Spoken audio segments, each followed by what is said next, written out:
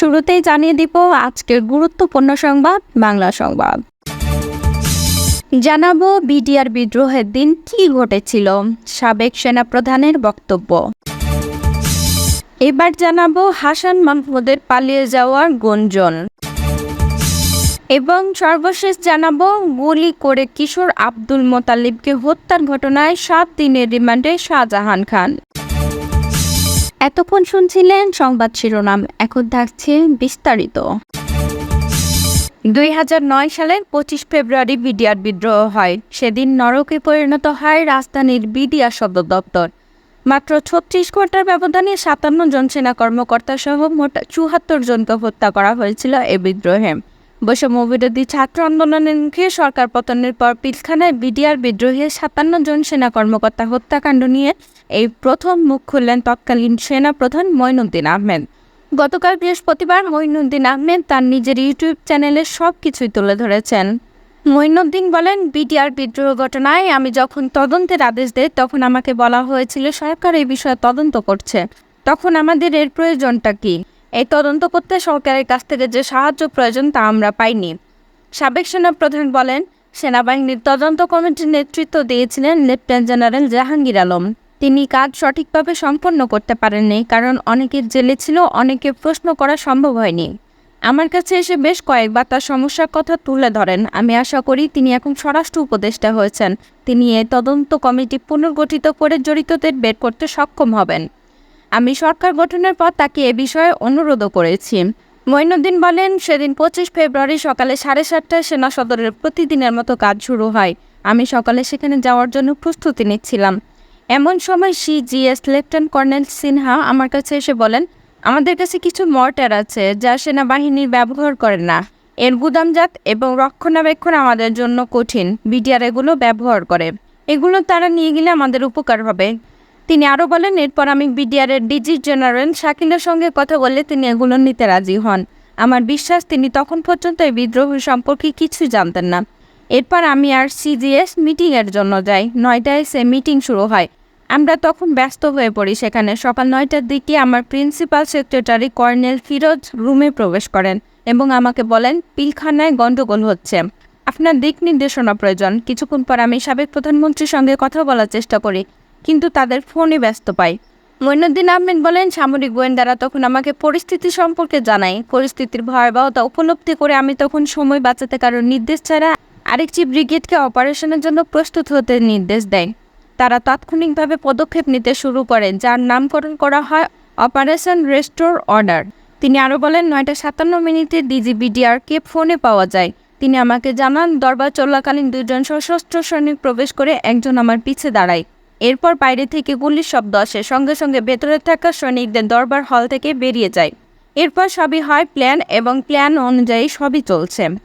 তিনি বলেন, আমি সেক্টর কমান্ডার এবং ব্যাটালিয়ন কমান্ডারকে পাঠিয়েছি তাদের ফেরত আনার জন্য। তখন আমি তাকে অপারেশনের কথা জানাই।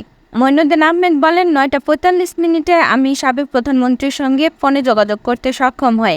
এরই মধ্যে তিনি বিডিআর বিদ্রোহ সম্পর্কে অনেক তথ্য পেয়ে গিয়েছিলেন। এ সময় তিনি অপারেশনের কথা জানালে তিনি জানতে চান কতক্ষণ সময় লাগবে এই ব্রিগেডকে তৈরি করতে। আমি সময় জানিয়ে ব্রিগেডকে পিলখানায় যাওয়ার জন্য অনুমতি চাইলে তিনি অনুমতি দেন। এক্ষেত্রে অনেক সময় লাগলেও 46 ব্রিগেড 1 ঘন্টার মধ্যে যাত্রা শুরু করে। তিনি বলেন, এদিকে বিডিআর বিদ্রোহ গেটগুলো সামনে আক্রমণ প্রতিহত করতে রকেট লঞ্চার, মর্টার সহ অন্যান্য অস্ত্র মোতায়েন করে। বেলা 11:46 ব্রিগেডের প্রথম গাড়িটি মেন গেটের কাছাকাছি পৌঁছলে বিদ্রোহীরা একটি পিকআপ লক্ষ্য করে রকেট হামলা চালায়। এতে চালক ঘটনাস্থলেই মারা যান। লেফটেন্যান্ট কর্নেল শামসের ধারণা অনুযায়ী 10:30 থেকে 11টার মধ্যে DDG, colonel Anis, colonel Kaiser সহ অনেক অফিসারকে গুলি করে হত্যা করা হয়। আমাদের টিম পৌঁছায় 11টার পরে। ঘটনার সময় গণমাধ্যমে চলা লাইভ কাভারেজে বিডিআর বিদ্রোহ ছড়িয়ে দিতে নেতিবাচক ভূমিকা পালন করেছিল বলে সমালোচনা করেন তিনি। সাবেক সেনাপ্রধান জানান, ক্যাপ্টেন শফিক তার নেতৃত্বে 355 জন র্যাব সদস্য নিয়ে পিলখানা পৌঁছান 10টার আগেই।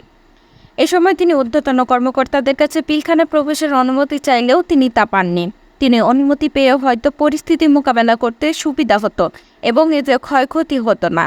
তিনি জানান, 11:45 দিকে পিএসও এএফডি জানায় সরকার রাজনৈতিকভাবে সমস্যা সমাধানের চেষ্টা করছে। বিদ্রোহীরা দাবি করছে কোনো আলোচনার আগেই সেনাবাহিনীকে এই এলাকা থেকে চলে যেতে হবে। তাদের সঙ্গে সমঝোতা না হলে তখন সামরিক অভিযান পরিচালনা করা হবে। বেলা 12টার দিকে তিনি আমাকে ফোন করে জরুরি ভিত্তিক সাবেক প্রধানমন্ত্রীর সঙ্গে যমুনায় দেখা করতে বলেন। বেলা 11টার দিকে সাবেক প্রতিরক্ষা মন্ত্রী জাহাঙ্গীর কবির নানক এবং হুইপ মির্জা আজম আলোচনার জন্য পিলখানায় যান। তিনি আরও বলেন, আমি যমুনায় যাবারও কয়েক ঘন্টা পর বিমান ও নৌবাহিনীর প্রধান সেখানে আসেন, অর্থাৎ তাদেরকে আমার পরে ফোন করে আসতে বলা হয়েছে। অনেকক্ষণ পর তারা সেখানে আসলে আমাদের জানানো হয় সাবেক প্রতিরক্ষামন্ত্রী জাহাঙ্গীর কবির নানক এবং হুইপ মির্জা আজম বিদ্রোহীর জন্য একটি দল নিয়ে যমুনায় আসছেন এবং তারা সাধারণ ক্ষমা চায়। সাবেক প্রধানমন্ত্রী বলেন, বিদ্রোহের কিছু বলার থাকলে আমরা যেন তাদের বলি। তখন আমি তাকে বলি, অনেকেই নিহত হয়েছেন, তাদের কোনো দাবি মানা যাবে না। আপনি তাদের বলবেন, প্রথমত অফিসার হত্যা এই মুহূর্তে বন্ধ করতে হবে, দ্বিতীয়ত যাদের আটক করা হয়েছে তাদের সবাইকে এখনই মুক্তি দিতে হবে, তৃতীয়ত অস্ত্রসহ বিদ্রোহীদের আত্মসমর্পণ করতে হবে এবং চতুর্থত সাধারণ ক্ষমা দেওয়ার কোনো প্রশ্নই নেই। ভিডিওতে ঘটনার সুষ্ঠু তদন্ত দাবি করেন মইনুদ্দিন আহমেদ। এই সময় বিডিআর বিদ্রোহ নিয়ে তার লেখা বই খুব শীঘ্রই প্রকাশ করা হবে বলেও জানান তিনি। আওয়ামী লীগ সরকার গত 15 বছরের শাসনামলে গুরুত্বপূর্ণ ও আলোচিত এক নাম ডক্টর হাসান মাহমুদ। হাসান মাহমুদের পালিয়ে যাওয়ার গুঞ্জনও উঠেছে। তিনি সর্বশেষ দলটির যুগ্ম সাধারণ সম্পাদকের পাশাপাশি হাসিনা সরকারের প্রভাবশালী মন্ত্রীও ছিলেন। বিভিন্ন মন্ত্রণালয় প্রভাব খাটিয়ে দখল, বেদখল, অনিয়ম, দুর্নীতির মাধ্যমে শত শত কোটি টাকা হাতিয়ে নেওয়ার অভিযোগ রয়েছে তার বিরুদ্ধে। নামে বেনামে গড়েছেন সম্পদের পাহাড়। আওয়ামী লীগ সরকারের পতনের পর হাসান মাহমুদ এখন কোথায় তা নিয়ে চলছে নানা আলোচনা। সাবেক পররাষ্ট্রমন্ত্রী গ্রেপ্তার হবেন বলে মনে করা হচ্ছিল। ব্যাংক হিসাব ফ্রিজের পাশাপাশি আদালত সম্প্রতি তার দেশ ত্যাগেও নিষেধাজ্ঞা দেয়। তবে এত কিছুর মধ্যে বেরিয়ে এলো চাঞ্চল্যকর তথ্য। একটি বেসরকারি টেলিভিশনের প্রতিবেদনে উঠে এসেছে, হাসান মাহমুদ সপরিবারে বেলজিয়ামে পালিয়ে গেছেন। বেলজিয়াম থেকে তিনি মোবাইল ফোনে কথাবার্তা বলছেন ঢাকা ও চট্টগ্রামে ঘনিষ্ঠজনদের সঙ্গে।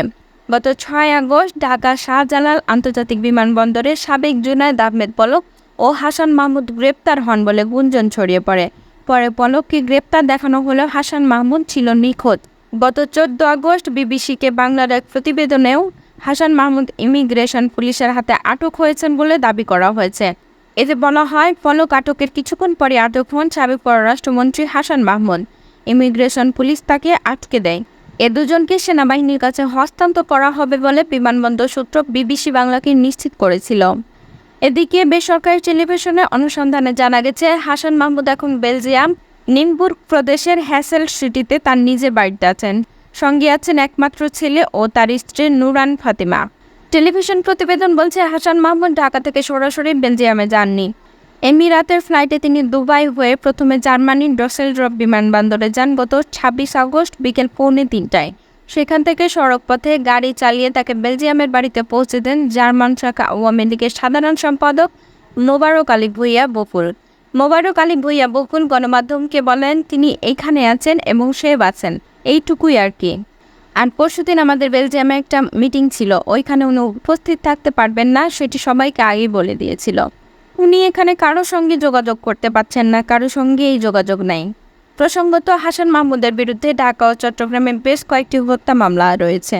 সরকারি এত নজরদারির পরে তিনি কিভাবে বেলজিয়াম গেলেন সেটি নিয়ে প্রশ্ন উঠেছে বিভিন্ন মহলে।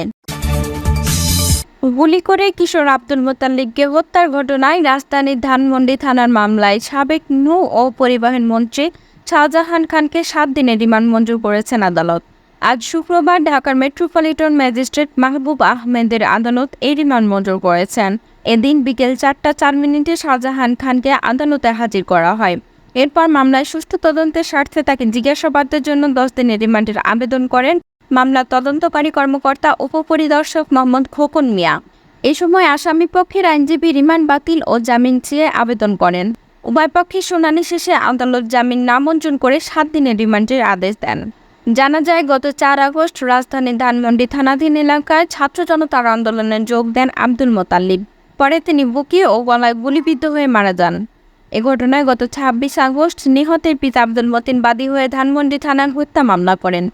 মামলায় শেখ হাসিনা সহ 176 জনের নাম উল্লেখ করা হয়েছে। এছাড়া অজ্ঞাত 250 থেকে 300 জনকে অজ্ঞাত আসামি করা হয়। এই মামলায় শাহজাহানকে 23 নম্বর আসামি করা হয়েছে।